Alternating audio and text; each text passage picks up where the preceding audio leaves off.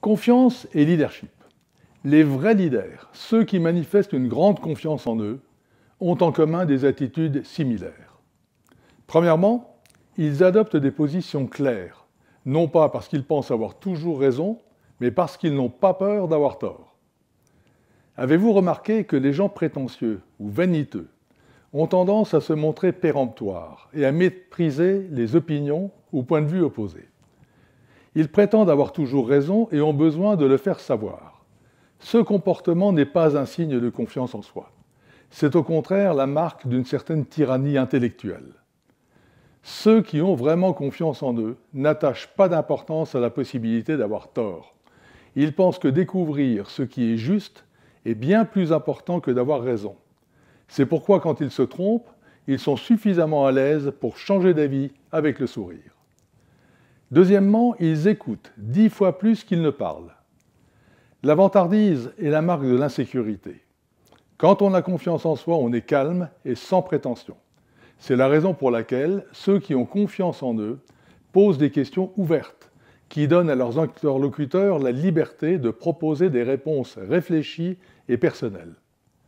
Troisièmement, ils orientent les projecteurs afin de faire briller les autres. Même s'ils ont fait le gros du travail et surmonté des obstacles majeurs, ceux qui ont vraiment confiance en eux n'ont pas besoin d'une gloire éphémère. Ils savent s'effacer discrètement et laisser les autres membres de leur équipe briller. Quatrièmement, ils n'hésitent pas à appeler à l'aide. Certains pensent qu'appeler à l'aide est un signe de faiblesse. Les gens qui ont confiance en eux sont suffisamment forts moralement pour accepter leur faiblesse. Ils n'hésitent donc jamais à appeler à l'aide. D'autant plus qu'en procédant ainsi, ils valorisent la personne interrogée. Cinquièmement, ils n'enfoncent jamais les autres. Souvent, les gens qui aiment dire du mal d'autrui le font parce qu'ils s'imaginent ainsi que, par comparaison, ils apparaissent meilleurs. Méfiez-vous d'eux. Dès que vous aurez le dos tourné, c'est sur vous qu'ils déblatéreront. La seule comparaison pertinente est celle entre la personne que vous étiez hier et celle que vous espérez devenir demain. Sixièmement, ils n'ont pas peur de se tromper.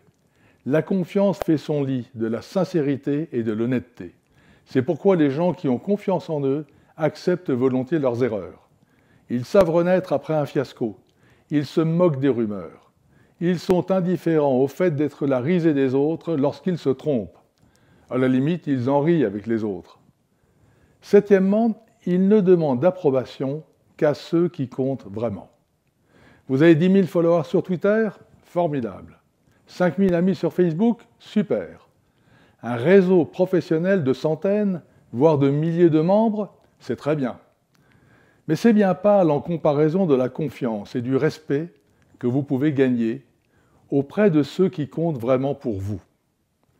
Quand vous aurez gagné cette confiance et ce respect, peu importe le nombre, car les gens qui comptent sont ceux qui resteront fidèlement à vos côtés, quoi qu'il arrive. Étonnant, non ?